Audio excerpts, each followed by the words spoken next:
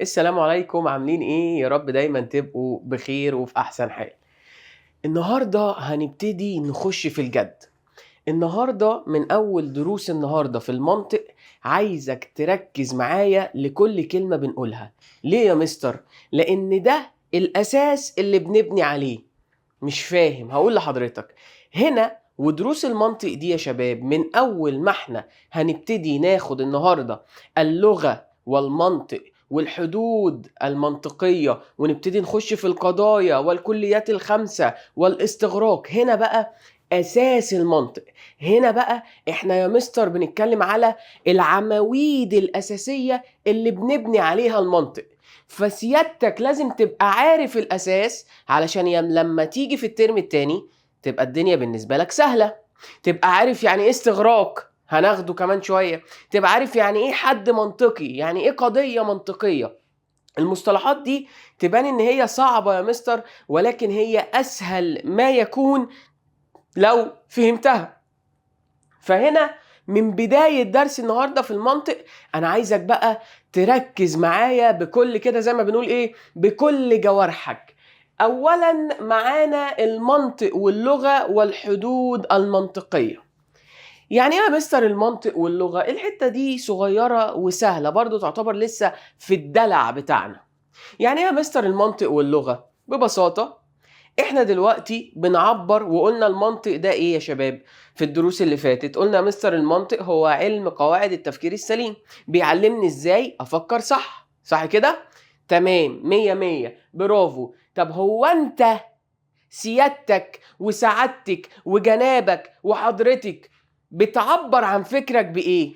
بنسبة يا مستر 90%. يعني بنسبة كام في المية؟ بنسبة 90% يا مستر. أنا بعبر عن كلامي، بعبر عن فكري بالكلام، باللغة بتاعتي. في واحد مثلا ممكن يعبر بالرسم، واحد تاني يعبر بالغنى، بس بالنسبة 90% احنا اكتر حاجة بنعبر بيها عن افكارنا هي ايه يا شباب؟ هي اللغة. طب يا مستر انا دلوقتي نمسح بقى 90%. انا دلوقتي يا مستر لما اعبر عن افكاري باللغة بتاعتي، فبالتالي لازم علم المنطق ده بقى. لازم المنطق هنا يا شباب يدرس ايه؟ قال لي والله يا مستر ده على كده لازم المنطق يدرس اللغة. لازم المنطق يبقى ليه علاقة باللغة. فعلشان كده ومن هنا جت العلاقة الكبيرة اللي ما بين المنطق واللغة. يبقى اقرا بقى معايا: المنطق وثيق الثقة او وثيق الصلة باللغة. سيبك انت من وثيق الثقة دي، ما تركزش ما تركزش فيها. يبقى المنطق وثيق الصلة باللغة، وتظهر هذه الصلة في ايه؟ جانبين. قال لك والله المنطق ده ليه علاقة كبيرة جدا باللغة. واحنا عرفنا ليه؟ عشان انا بعبر عن افكاري اللي هو اصلا المنطق بيدرسها عشان تطلع صح باللغة بتاعتي. فعلشان كده لازم المنطق يدرس اللغة علشان يفهم افكار سعادتك. اول حاجة المنطق بيدرس التفكير الانساني، صح؟ بيدرس التفكير الانساني يا مستر.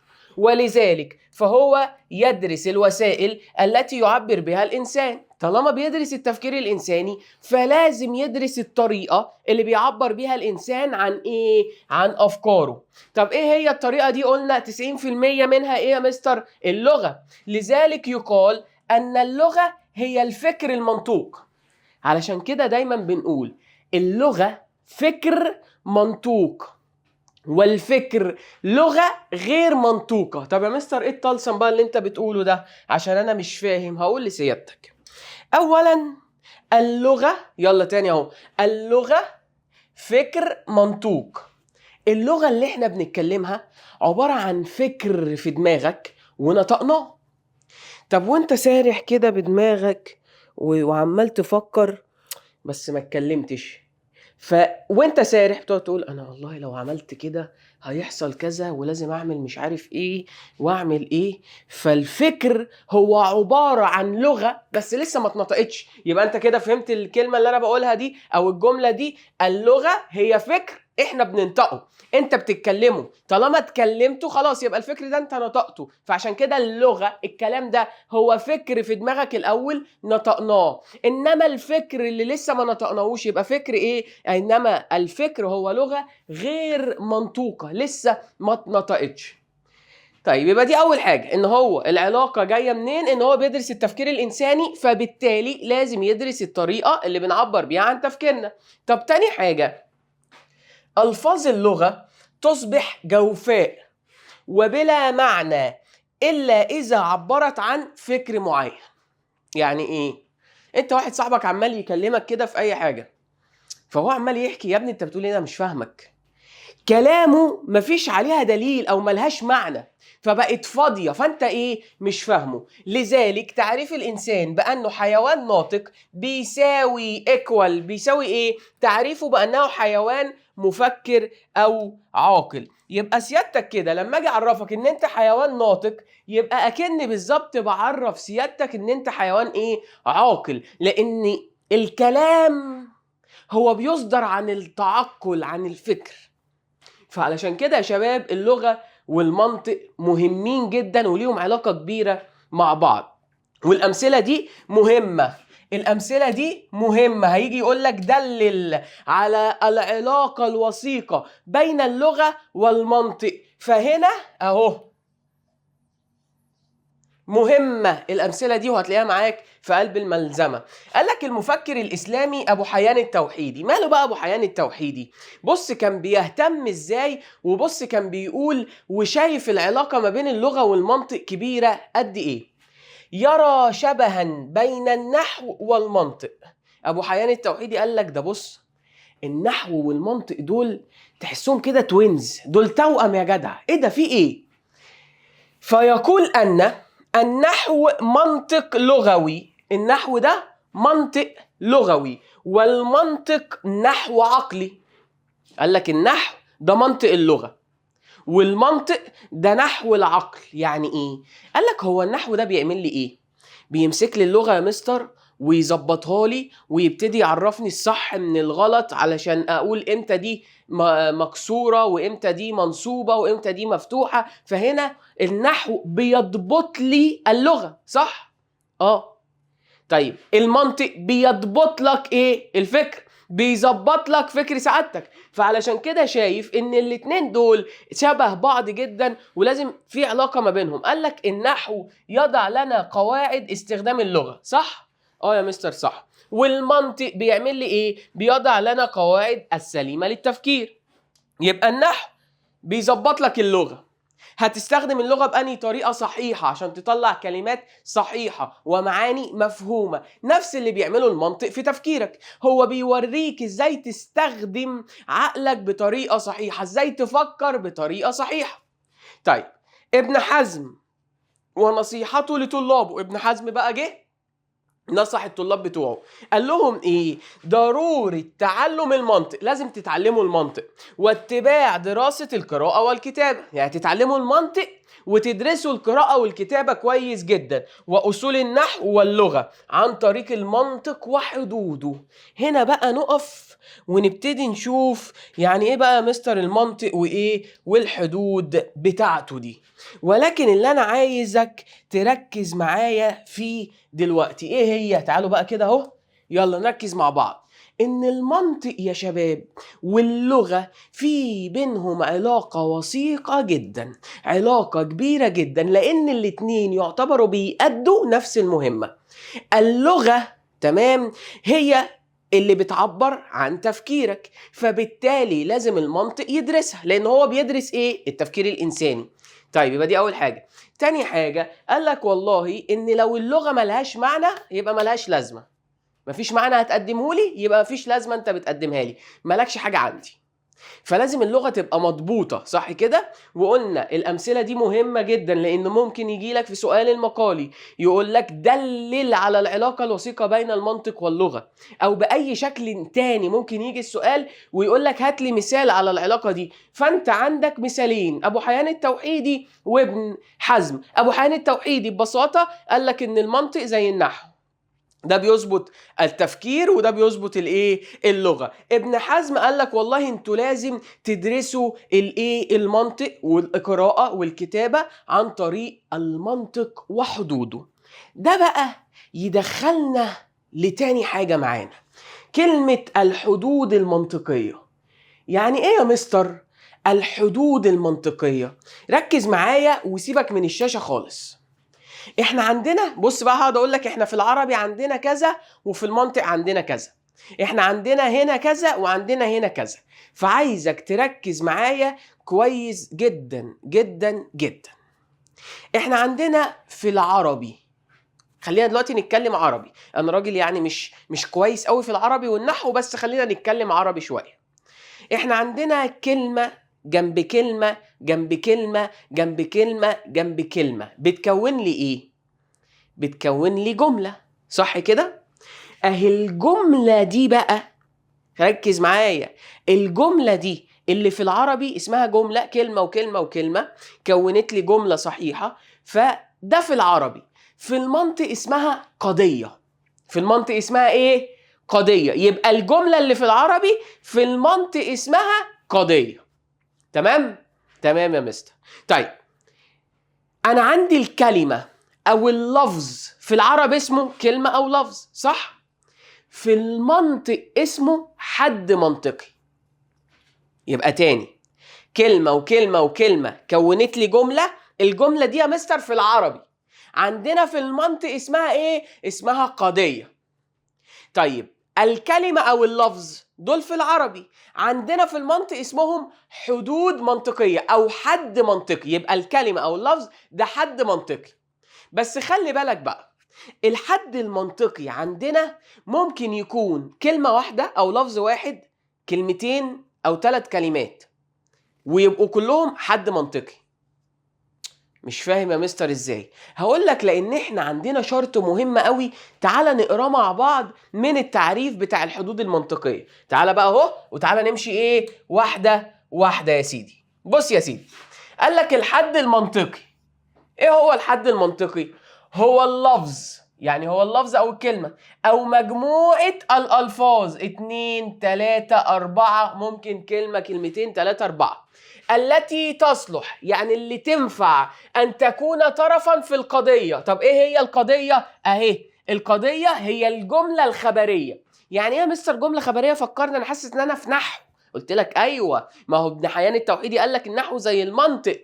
هنا الجملة الخبرية اللي بتتكون من مبتدأ وخبر، مش جملة فعلية، مش جملة استفهامية، مش جملة بتنهي، لا لا، أو مش أسلوب إنشاء ولا تعجب ولا أمر، هي جملة خبرية مبتدأ وخبر. يبقى تاني، نعيد تاني، الحد المنطقي إيه هو يا سيدي؟ الحد المنطقي هو اللفظ، كلمة أو مجموعة الألفاظ، كلمتين 3 4، التي تصلح، اللي تنفع أن تكون طرفا في القضية. طب إيه هي القضية؟ هي الجملة الخبرية. بص بقى هنا، تعال امسح لك هنا، ركز بقى في الكلمة اللي جاية دي، هعملها لك بيا سيدي الأحمر. الشرط اللي هقوله ده هو ده أساس الحد المنطقي، هو ده اللي يخليك تعرف وتطلع الحدود المنطقية. طيب نخبر، يبقى تاني بقى من الأول، هو اللفظ أو مجموعة الألفاظ التي تصلح أن تكون طرفا في القضية اللي هي الجملة الخبرية. نخبر عنه شيئا أو نخبر به شيئا. لو فهمت الكلمتين دول يبقى أنت خلاص الحدود المنطقية هتعرف تطلعها. نخبر عنه شيئا يعني هنتكلم عليه، لسه هنعرفه. نخبر به شيئا يعني اتكلمنا بيها، عرفنا بيها الشخص الأولاني. مستر أنا مش فاهم، تعال نمسح بقى، يلا احنا قلنا اللفظ او مجموعة الالفاظ اللي موجودة في القضية، لا اما يا مستر بنخبر عنها او بنخبر بيها. يعني ايه؟ مهم قوي، دول الشرطين يا شباب اللي سيادتك، او ده الشرط اللي حضرتك ممكن تعرف تطلع بيه الحدود المنطقية. تعال اقول لك على حاجة.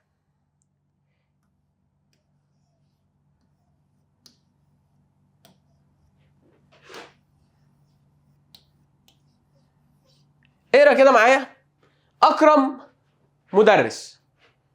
اكرم ماله؟ مدرس. هنا تعال نغير اللون اهو، نرجعه اسود. هنا اكرم حد منطقي.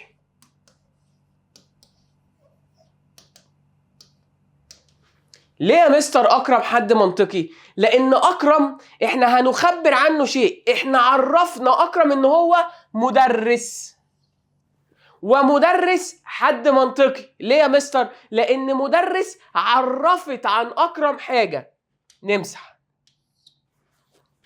تعالى كده ثانيه واحده، عايز اجيب لك ايه، حته بس فاضيه شويه.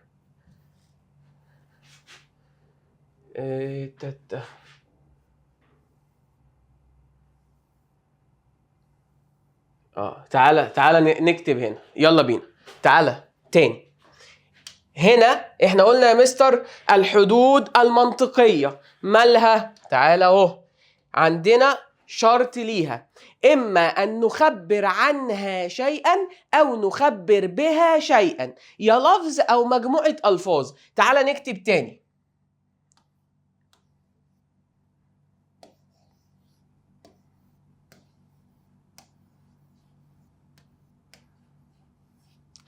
اكرم مدرس. هنا لو جيت بصيت، برتقاني اهو بجدد لكم، لو جيت بصيت اكرم ديت يا شباب، كلمة اكرم بنعرف عنها شيء. اكرم مدرس بنخبر عنها شيء، بنعرف ان اكرم مدرس. هي شبه ايه؟ شبه المبتدأ، صح كده؟ وهنا مدرس خبر. ليه؟ لأن أكرم عرفنا عنه إنه مدرس، ومدرس عرفنا بيها أكرم. فأنت لازم تخلي بالك من نعرف عنه أو نخبر عنه ونخبر به. عنه يعني هنتكلم عليه، به يعني إيه؟ هنعمل إيه يا مستر؟ إحنا عرفنا بيه أكرم مدرس، فهنا أكرم يعتبر مبتدأ هنعرف عنه، لسه هنتكلم عنه، فبقى حد منطقي. كلمة أكرم حد منطقي، ومدرس خبر، صح ولا لأ؟ عرفنا بيها أكرم فبقت حد منطقي. طب بص هنا، بص بقى ركز معايا. ممكن أعمل لك إيه؟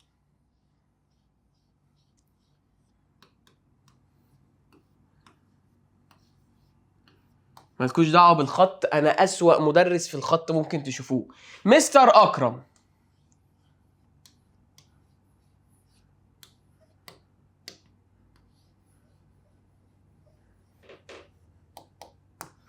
مستر أكرم مدرس فلسفة.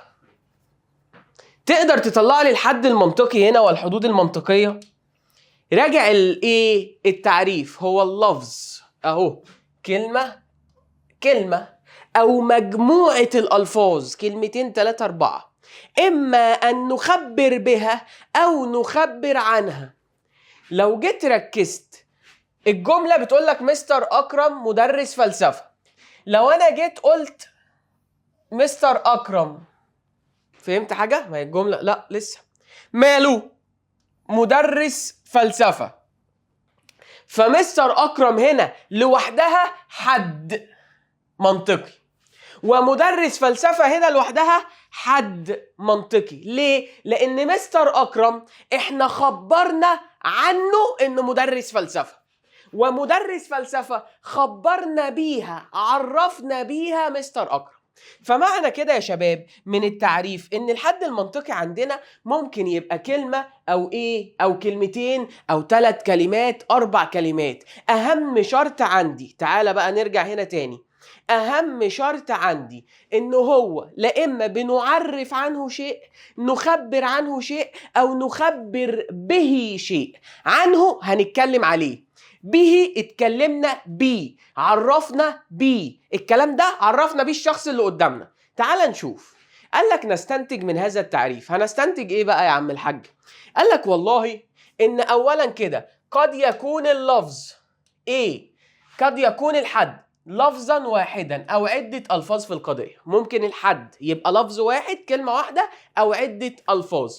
يجب أن يكون لفظا أخبرنا عنه أو أخبرنا به شيء، لا إما اتكلمنا عليه أو اتكلمنا به في القضية، وإلا لا يصح أن يكون حدا منطقيا. يبقى الشرط ده مهم أوي. طالما واحد اتكلمت عنه وواحد اتكلمت بيه يبقى دي حدود منطقية. طب ما فيش حد اتكلم عن حد، ما حدش جاب في سيرة حد، يبقى مش حدود منطقية. تمام؟ يفيد جزءا من المعنى ولا يفيد المعنى كله، لأن القضية كبيرة. أنا هنا عايزك تعرف إيه؟ جزء من المعنى. تعال نشوف. بص كده يا سيدي، علم المنطق ينظم التفكير. هنا هنخبر عن علم المنطق انه ايه؟ بينظم التفكير، صح؟ اتكلمنا عليه. وينظم التفكير اتكلمنا بيها، عرفنا بيها على علم المنطق. فهنا بقى اصبح واحد نخبر عنه وواحد نخبر به. واحد نخبر عنه وواحد نخبر به، اللي هو ايه؟ اللي هو هنا يا شباب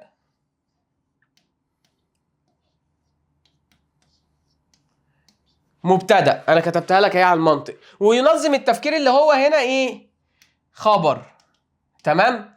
يبقى هنا انا عايزك تركز ان المبتدأ والخبر ممكن يبقى كلمة كلمتين، واحد نخبر عنه وواحد نخبر بيه. وعايزك تحفظ قوي اللي نخبر عنه ونخبر بيه، علشان بعد كده مش هنفضل نقول نخبر عنه ونخبر بيه، هنقول موضوع ومحمول. بس استنى عليا، تعال نشوف هنا.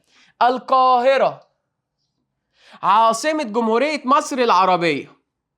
القاهرة حد منطقي من لفظ واحد نخبر عنه. عاصمة جمهورية مصر العربية 4 كلمات بس برضو حد منطقي نخبر به، عرفنا بيها القاهرة.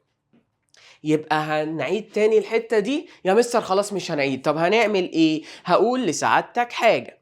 اهم حاجة عندنا في الحدود المنطقية وانت بتطلعها، مين اللي بنخبر عنه ومين اللي بنخبر به. ليه يا مستر؟ لان بعد كده انا عايزك تبقى عارف حاجة. ايه هي يا مستر اللي انت عايزنا ابقى اعرفه؟ اللي نخبر عنه بيبقى اسمه موضوع، اللي هو المبتدأ ده بيبقى اسمه موضوع. واللي نخبر به اللي هو ايه؟ اللي هو الخبر، بيبقى اسمه محمول. تعالى يلا مع بعض اهو. بص يا سيدي، ملحوظة: قد يكون الحد من لفظ واحد زي القاهرة أو مسلم، وقد يكون لفظين زي علم المنطق وينظم التفكير، أو أكتر من لفظ زي عاصمة جمهورية مصر العربية. خلاص يا مستر، احنا 100 كده وفهمنا. قال لي سيادتك بقى إيه؟ الحد يمثل جزءا واحدا من القضية. الحد ماله؟ ده بيمثل جزء واحد بس من القضية. إما أن نخبر عنه لو هنتكلم عليه شيء، هنعرف عنه شيء، ويسمى، بص اهي، ويسمى موضوع. تعال غير لكم القلم ده خالص اهو. إما أن نخبر عنه شيء هنتكلم عليه، واللي بنتكلم عليه اللي هو المبتدأ ده بيبقى اسمه ايه؟ لا ده ايه؟ تعالى نتخنه شوية. اللي بنتكلم عليه ده يا شباب بيبقى اسمه ايه؟ بيبقى اسمه يا مستر موضوع. او نخبر به شيئا، بنعرف بيه شيئا، وطالما بنعرف بيه شيئا يسمى محمول. مهمة اهي، محمول. يبقى المبتدأ اللي في العربي اللي هو عندنا يا مستر اسمه بنخبر عنه شيء بنتكلم عليه، ده اسمه ايه بقى في المنطق؟ اسمه موضوع. واللي بنخبر به شيء اللي هو الخبر بنسميه ايه يا مستر عندنا في المنطق؟ بنسميه محمول. يبقى الموضوع هو الذي نخبر عنه شيء، والمحمول هو الذي ايه يا شباب؟ نخبر به شيئا. تمام كده؟ لحد هنا مفهوم؟ عايزك تركز. لو انت كنت معانا من الاول كده ومن اول الدرس، وقف قوم اغسل وشك وتعالى لي بقى علشان نخش في ايه؟ في انواع الحدود المنطقية. عايزك تركز، الدرس يبان تقيل ولكن هو اسهل ما يكون. ايه هي بقى انواع يا مستر الحدود المنطقية؟ عايز حضرتك تركز معايا. ليه؟ لان انواع الحدود المنطقية عندنا من حيث الكم والكيف. ركز. انواع الحدود الايه المنطقية يا مستر من حيث ايه وايه؟ قال لك والله يا مستر من حيث الكم ومن حيث الكيف. طب يعني ايه يا مستر الكم ويعني ايه يا مستر الكيف؟ بص يا سيدي، كلمة الكم وعرفناها في دروس سابقة، قلنا الكم ليه علاقة بالكمية. كل اللي في الأوضة شاطرين، بعض اللي في الدرس شاطرين، يبقى هنا الكم من حيث الكلي والجزئي. لما اجي اقول لك ايه؟ كل الحاضرين مجتهدون، يبقى هنا القضية دي قضية ايه يا شباب؟ كلية يا مستر، لان كل الحاضرين مجتهدون، هنا بقى لفظ ولفظ ولفظ، فهنا في حدود، فهنا كونت لي قضية. صح كده؟ احنا قلنا الجملة ده هناك في العربي، انما عندنا لا، احنا ناس كبيرة، اللي عندنا اسمها قضية. فلما اجي اقول لسيادتك كل الايه الحاضرين او الحاضرون مجتهدون، فهنا يبقى انا قصدي الكل، كل الناس. لما اجي اقول لك بعض الحاضرين، يبقى انا قصدي مجموعه معينه من اللي موجودين. صح صح. يبقى هو ده من حيث الكم اللي بيكلمني على الكميه، اللي هو عدد المدلولات بتاعتها. يبقى الكم من حيث عدد مدلولاتها. يعني ايه يا مستر من حيث عدد مدلولاتها؟ يعني من حيث العدد بتاعها، الكمية بتاعتها. انت قصدك كل الناس ولا بعض الناس ولا جزء من الناس؟ قصدك ايه؟ طب خلاص يا مستر، الكم انا فهمته. عايز اعرف بقى يعني ايه الكيف. الكيف يا شباب وهو الايجاب او السلب. القضية دي موجبة ولا القضية دي منفية سالبة؟ تمام؟ يبقى من حيث الإيجاب ومن حيث السلب، القضية موجبة، الصفة فعلا موجودة في الموصوف، ولا الصفة منفية من الموصوف مش موجودة فيه. تعالوا مع بعض في البداية كده ناخد الحد الجزئي والكلي. يعني هنتكلم في البداية عن ايه؟ عن الحدود المنطقية من حيث الكم اللي هو كلي وجزئي. يلا بينا. بص يا سيدي، اولا كده قال لك الحدود الجزئي والحد الكلي.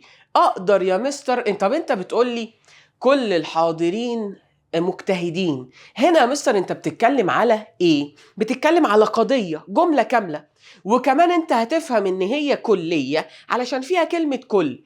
طب الحد الواحد، اللفظ الواحد يا مستر، اعرف ازاي افرق هل ده حد كلي ولا حد جزئي؟ هقول لك يا سيدي بص، انت جيت في جمل يعني، تعال اقول لك. بص يا سيدي، اقرا معايا كده التعريف. الحد الجزئي في البداية، الحد الايه الجزئي هو الحد الذي يطلق على فرد او شيء واحد بالذات، فرد او شيء معين، ولا يمكن، ركز، ان يطلق على غيره. ما ينفعش يتقال على غيره، لا يقبل المشاركة. مش فاهم قوي؟ هقول لك طب بص على حاجة، تعال نقرا الحد الكلي ونشرح الاتنين مع بعض. يبقى هنا الحد الجزئي هو الحد اللي بيطلق على حاجة بعينها، حد بيطلق على شيء معين بعينه، حلو كده، ولا يقبل المشاركة. ما ينفعش أدي نفس الاسم ده لأي حاجة تاني. تعال نشوف الحد الكلي. هو الحد الذي يطلق على أكثر من فرد. هنا كان فرد أو شيء معين، هنا بيطلق على أكثر من فرد أو شيء لاشتراكهم في صفات معينة. المجموعة دي مشتركة في حاجات معينة فبيطلق عليها الاسم ده. ويمكن أن يطلق على فرد منهم على حدة، ممكن كل واحد لوحده ياخد الايه، ياخد الاسم ده لنفسه. طب مستر ده أنا كده اتلخبطت أكتر. هقول لك يا سيدي بالراحة، تعال نشوف كده. نهر دي بس غلطة. نهر النيل، هل هناك أي نهر النيل تاني في العالم غير نهر النيل بتاعنا؟ لا. ينفع اروح على نهر دجلة واقول الله نهر النيل اهو؟ لا. ينفع اروح على النهر الابيض في السودان او النيل الازرق اقول عليه نهر النيل؟ هو مثلا مش ده نهر النيل؟ فينفع، بس ما ينفعش ان انا اقول عليه نهر النيل اللي هو بتاع مصر. هو اسمه النهر الابيض او النيل الازرق، هو يعتبر من نهر النيل، انما المصطلح ده بيطلق فين؟ في مصر. هو نهر النيل بتاع مصر، صح؟ طب تعالى مثال تاني، برج القاهرة ينفع يطلق على اي برج تاني غير برج القاهرة؟ لا. يعني ينفع اروح على برج بيزا المائل مثلا اقول عليه الله برج القاهرة اهو؟ لا. هنا هو شيء يطلق اهو، ارجع بقى للتعريف، على شيء واحد بالذات، حاجة واحدة معينة، ما ينفعش ان انت تطلقها على حاجة تاني. طب بص، الهرم الاكبر بالجيزة، الهرم الاكبر بالجيزة اللي هو ايه؟ خوفو، ينفع تروح لاي هرم تاني تطلق عليه الهرم الاكبر في اللي في الجيزة او خوفو، هرم خوفو؟ لا، لان هو معروف هرم خوفو ده هو فيه، ده بتاع الجيزة الهرم الكبير. متحف اللوفر، اي متحف تاني غير متحف اللوفر ينفع اقول عليه ان ده متحف اللوفر؟ لا. يبقى ده حد جزئي لانه شيء معين بذاته، مش هينفع ان انا اقوله على اي حاجة تاني. طب بص بقى العكس هنا، نهر، كلمة نهر تطلق على نهر النيل ودجلة والفرات والنيل الأزرق ونهر كاليفورنيا، أي نهر. فلفظ نهر بس، نهر فقط، فده لفظ عام في كذا نهر. إنما لما أجي أخصص لك نهر النيل خلاص يبقى حد جزئي. طيب هرم، في 600 هرم، في آلاف الأهرام يا مستر، يطلق على هرم خوف وسقارة خفرع، أهرامات السودان مثلا. بس أهرامات السودان احنا خصصنا بقت حد جزئي، لأن أنا قصدي الأهرامات اللي في السودان فقط. إنما لفظ هرم بالعام كده يبقى اللفظ هنا عام، ممكن يطلق على كذا هرم يبقى حد كلي. معدن ممكن يطلق على الحديد، النحاس، المنجنيز، إنما لما أقول لك الحديد يبقى أنا قصدي معدن الحديد فقط. يلا برج، لفظ برج عام يطلق على برج القاهرة، بيزا المائل، برج ايفل، كل دي ابراج. انما لما اجي اقول لك برج ايفل مفيش اي برج تاني غير برج ايفل اسمه برج ايفل، فهنا بقت حد جزء. انما لما اقول لك برج واسكت بقت حد كلي. يبقى هنا يا شباب فهمنا الفرق ما بين الحد الجزئي والحد الكلي. الجزئي لفظ بيطلق على شيء واحد، شيء معين، ما ينفعش يطلق على غيره. إنما الكلي بيطلق على مجموعة من الأشياء، وممكن يطلق على كل واحد يا شباب على إيه؟ على حدة. طب أنا عايز أسألك سؤال بقى، اوعى تكون عينك جت تحت وشافت، أنا هنزلها إيه شوية. اسم العلم حد كلي ولا حد جزئي؟ هسيبك دقيقة تفكر، اخرج خالص واسيبك تفكر. طب يا مستر استنى بس قبل ما تخرج، هو ايه اسم العلم ده؟ اسم العلم هو اسمك واسمي، علي، محمد، حسين، حسنين، محمدين، عوضين، علياء، تسنيم، منى، اسراء، لمياء. اسم العلم الاسامي حدود كلية ولا حدود جزئية؟ انا هطلع خالص وهسيبك انت ايه تفكر اهو. ها، اسم العلم، اسم العلم كلي ولا جزئي، جزئي ولا كلي؟ مش عارف. طب مستر انا جبت الاجابة، يلا بينا.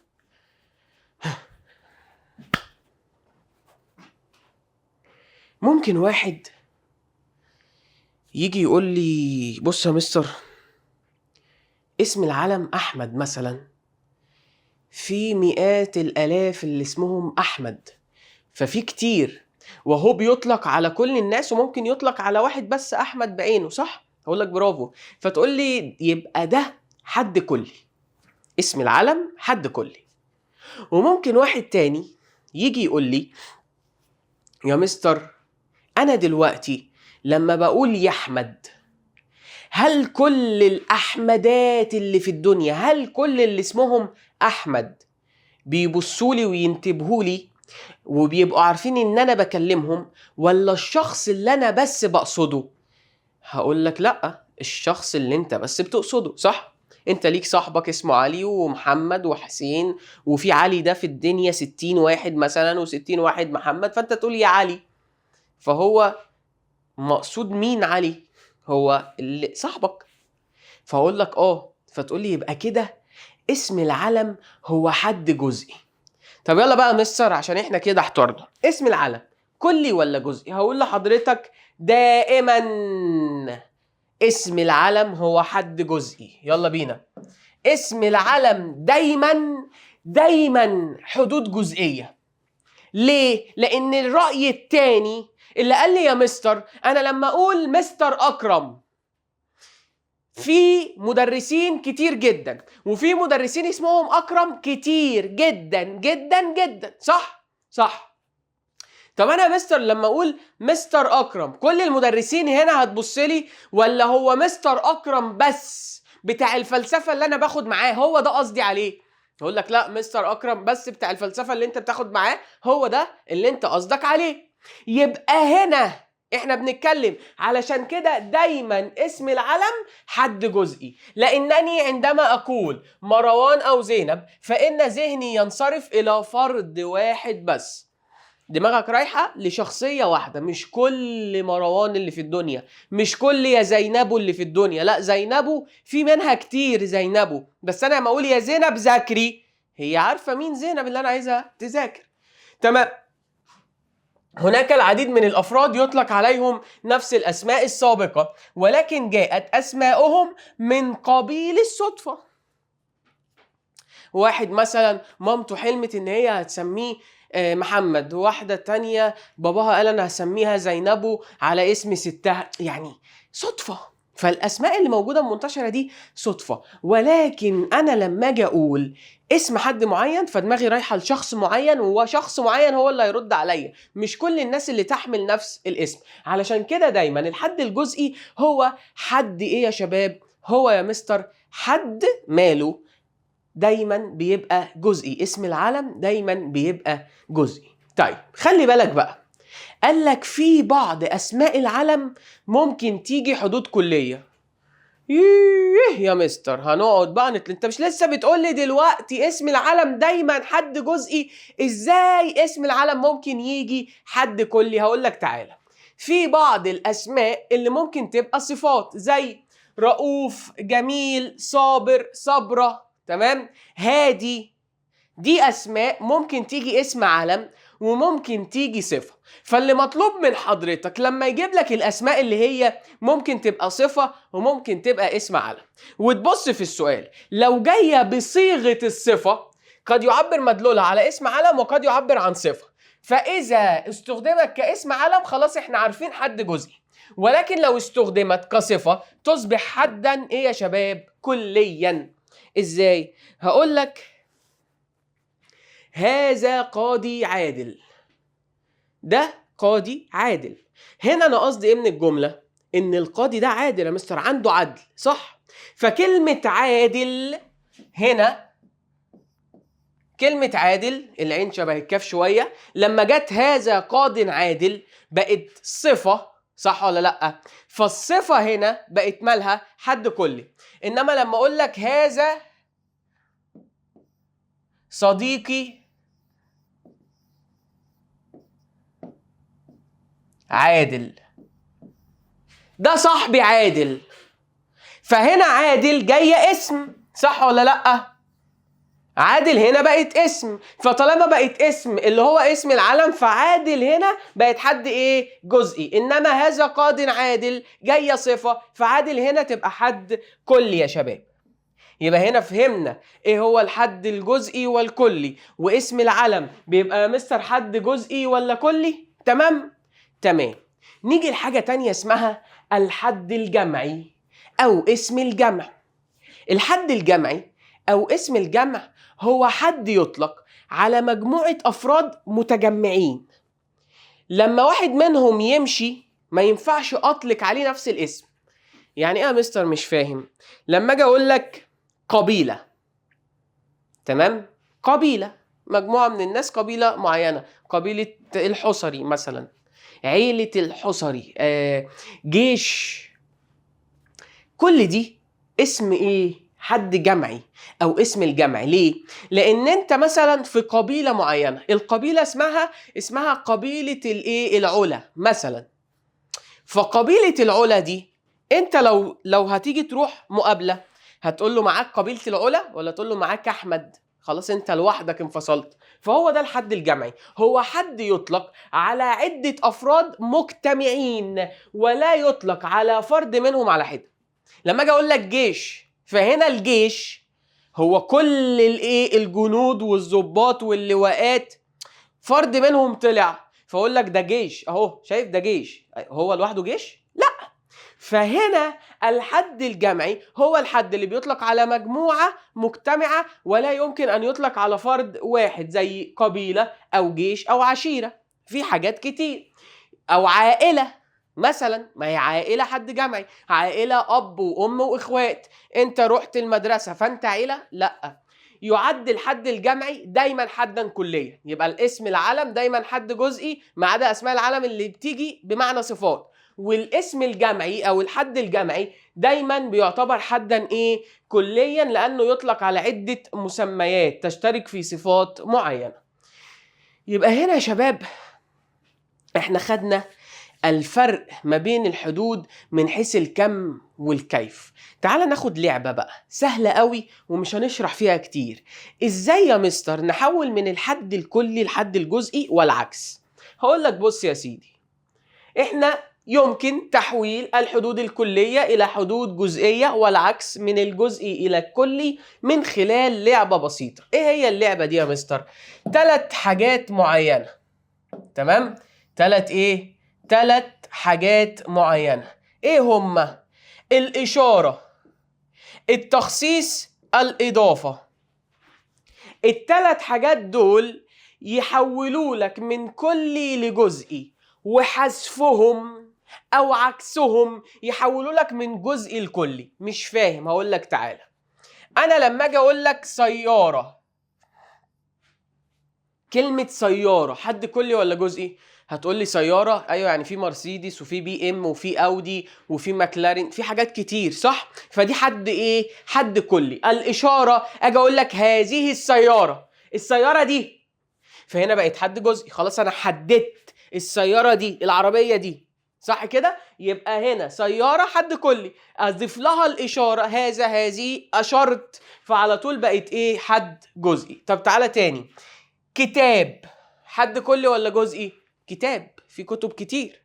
طيب التخصيص، انا بخصص كتاب الايام لطه حسين، كتاب اللي هي ايه، رواية هاري بوتر مثلا. انا هنا خصصت، عايز حاجة بعينها، لان كتاب الايام بتاع طه حسين هو كتاب بعينه انا قصده، فهنا بقت حد ايه؟ جزئي. طيب قلم، قلم، في قلم حبر، قلم رصاص، ابيض ابيض ايه، ازرق، احمر، اسود، بنفسجي، في الوان كتير، اقلام كتير. فلما اقول لك قلمي، انا عايز قلمي بتاعي، القلم ده بتاعي قلمي، انا هات قلمي. فهنا بقت حد ايه يا شباب؟ حد جزئي. يبقى من خلال الاشاره والتخصيص والاضافه لما نحطهم للحدود الكليه بتتحول على طول لحدود جزئيه. والعكس، هذا رجل، ده حد جزئي، الراجل ده، هذا الرجل، الراجل ده بعينه. لما اجي احذف الاشاره واقول رجل بقت حد كلي، رجل. انا هنا قصدي كل الرجال بقى، ما هنا مفتوحه. طيب تعالى هنا لما اقول لك مسرحيه هاملت، انا مخصص المسرحيه. بقول لك ايه، مسرحيه كده اوكي دي فظيعه، كل ما اتفرج عليها دايما اضحك، حد جزئي، لان انا بتكلم على مسرحيه كده اوكي. طيب لو جيت قلت مسرحيه فقط وسكت، المسرحيات انا بحب المسرحيه، انا انهي مسرحيه سيادتك؟ فهنا في المسرحيه بقت حد ايه؟ بقت حد كلي. طب يلا، بيتي، بيتي، انا مروح البيت بتاعي، فهنا انا عارف انا رايح فين، بيتي، في حد جزئي. احذف بيت فقط، فهنا بقت ايه؟ عامة، فدي بقت حدا كليا. يبقى هنا يا شباب من التحويل من كلي لجزئي، لو عايز تحول من كلي تخليه جزئي هتضيف 3: إشارة، تخصيص، إضافة. طب عايز تحول من جزئي لكلي، هتحذف 3. إشارة تخصيص أو التعميم، ما هو عكس التخصيص إنك تعمم، بخصص حاجة فبعممها، أو حذف الإضافة. تمام كده؟ يبقى هنا دي اللعبة اللي نقدر نعمل إيه يا شباب؟ نحول بيها من الحدود الكلية إلى الحدود الجزئية. جه الحد الجمعي قال لك بقول لك إيه، هو أنا ماليش نصيب ألعب معاكم؟ أنا عايز ألعب معاكم. يعني انا والله كده يعني انت دايما الحد الجمعي انت قلت ان هو حد كلي، انا عايز حبه كده اقول لك ان انا حد جزئي. هقول لك ماشي يا سيدي، بنفس الكلام، الاشاره والتخصيص والاضافه. ازاي يا مستر؟ لما اجي اقول لك قوم، قوم، جيش، فدي حدود كليه، صح ولا لا؟ قوم عامه. لما اقول لك هذا القوم او هذا الجيش، هؤلاء القوم، انا هنا بعمل ايه؟ بشاور لهم الناس دي. فهنا تحول الحد الجمعي اللي هو دايما حد كلي لحد جزئي. لما اجي اقول لك التخصيص مثلا جيش، كلمه جيش، جيش حد جمعي لان بيطلق على عدد كتير يا مستر يشتركون في نفس الصفات. جيش مصر، جيش فلسطين ان شاء الله، جيش السعوديه، جيش اليمن، جيش العراق، في جيوش كتيره. ياما خصص لك جيش مصر، دايما يا رب يبقى في اعلى الاماكن. ياما اجي اقول لك جيش مصر فتقول لي جيش مصر، خلاص انا قصدي هنا بجيش هو جيش بتاع مصر فقط. يبقى تحول من حد جمعي لحد ايه؟ جزئي. طب يلا الاضافه، قبيله حد جمعي، قبيلتي، بتاعتي، خلاص حد جزئي، انا قصدي على القبيله ديت. يبقى دي يا شباب الحدود من حيث الكم والكيف، وازاي اقدر افرق ما بينها، او ان انا افرق ما بين الكلي والجزئي، وازاي كمان اقدر احول الكلي جزئي والجزئي كلي والجمعي كمان جزئي، وهكذا. نيجي بقى لاخر حاجه في الدرس ده، وهو الحد الموجب والحد السالب. الحد الموجب، تعالى يلا بينا نقرا اهو، خلينا كده ايه، نقرا مع بعض التعريف ونشوف يا مستر انت قصدك ايه. قال لك الحد الموجب هو حد يعبر مدلوله عن وجود شيء او صفه. هو حد المدلول بتاعه، يعني المعنى بتاعه بيعبر ان الصفه دي او الشيء ده موجود. عكسه الحد السالب، هو الحد الذي يعبر مدلوله عن غياب الشيء او الصفه. لا الشيء ولا الصفة دول موجودين، بنفي. زي يا مستر ايه؟ زي شجاع تعبر عن وجود صفة الشجاعة، غير شجاع يعبر عن غياب صفة الشجاعة، صح؟ صح. تعال اقول لك على حاجة تاني، ايه هي؟ ان احنا في العربي ما عندناش فيرب تو بي اللي هو ام وايز وار، ووز ووير، ما عندناش الفيرب ده اللي هو ايه؟ فيرب يكون. ان محمد يكون بيلعب مثلا، فاحنا نقول محمد يلعب في العربي عادي. في الانجليزي بقى تقعد تحط از او ار او ايا كان. ففيرب يكون ده اللي هو فيرب تو بي مش موجود في العربي. فدايما الحد الموجب بيبقى حد مستتر. عارفين انت يقول لك ايه؟ ضمير مستتر تقديره هو ده الحد الموجب. شجاع، انا ما باجيش اقول لك هو شجاع، او والله دي بتدل ايه؟ هذا الشخص شجاع. فكلمة يكون او هذا الشخص يكون شجاع، مفيش يكون. فدايما الحد الموجب بيتفهم من الكلام لانه ايه؟ مستتر. انما الحد السالب اللي بيدل على عدم وجود الصفة دي في الشيء بينحط له بقى أداة السلب، غير او ليس. تمام؟ يبقى هنا الحد الموجب الصفة موجودة، الحد السالب الصفة غير موجودة. ركز معايا في حاجة، ايه هي يا مستر؟ قال لك استخدام أداة السلب لا وألا وغير للتعبير عن الحد السالب يجعل أداة السلب جزءا من الحد. مهم قوي. هنا لو أنا جيت أستخدم لا شجاع، ألا شجاع، غير شجاع، بيخلي الكلمة دي اللي هي لا وألا، أو ثواني هقول لك على حاجة عشان دي أحمر، تعال أعملها لك إيه؟ أسود. غير شجاع مثلا دي غير لما تيجي مع الحد بتبقى جزء من الحد، يعني دي كده كلها تعتبر حد واحد. انما بقى استخدام ليس مثلا تفيد انفصال الحد المنطقي عن الحد الاخر في الجمله او القضيه. زي الاسد، تعالى يلا نغير اللون، الأسد ليس إنسانا. هنا ليس إنسانا ما بقتش تعتبر نفس الحد، لا ده هنا يا مستر ايه اللي حصل؟ تعالى امسحها لك بقى. هنا يا مستر ايه اللي حصل؟ اللي حصل يا سيدي ان ليس فصلت الأسد عن الإنسان، يبقى ليس هنا بتفصل الحدود عن بعضها، انما غير وألا ولا بتفضل بتلزق ايه؟ غير شجاع تعتبر مع بعض، ده حد واحد. انما ليس ما ينفعش اقول ليس انسان ده حد منطقي، لا الاسد هنا حد نخبر عنه، وانسان هنا حد نخبر بيه، وليس فصلت نفت ان الاسد مش انسان. تمام كده يا شباب؟ فهنا ده حد اللي هو هنقولنا الحد اللي نخبر عنه اسمه ايه؟ اسمه يا مستر موضوع، واللي بنخبر بيه اسمه ايه؟ اسمه محمول. تمام؟ هنا احنا فصلنا الموضوع عن المحمول بكلمة يا شباب كلمة ليس. فخلي بالك من الجزئية دي جدا جدا جدا. طب مستر ده انا كده هتلخبط، هقول لك لا. ليه؟ لان انا ان شاء الله عامل لك ملزمة ورقة اسمها شواذ المنطق. ايه بقى شواذ المنطق دي؟ عارف اللي هو لكل قاعدة شواذ؟ شواذ المنطق حاجة كده زيها، كل الحاجات اللي متلخبطة دي انا حاططها لك في جزء واحد، وكمان عليها حل نقدر ان احنا نحله مع بعض. يلا بقى اخر حاجة علشان نخلص الدرس الطويل ده يا مستر، طويل بس سهل. قال لك ضيف لمعلوماتك. ايه بقى يا مستر اللي هنضيفه؟ ان سيادتك جميع اسماء الحيوانات حدود كلية. اسد، زرافة، فيل، ده اسم حيوان، ده حدود ايه؟ كلية. اذا اطلقنا اي اسم منها على انسان، لو احنا جينا نحط اي اسم من الاسماء دي على بشر، على انسان، اصبحت اسم علم، فبالتالي هتبقى ايه؟ هتبقى حد يا شباب جزئي. اشوفكم على خير في الدروس اللي جايه.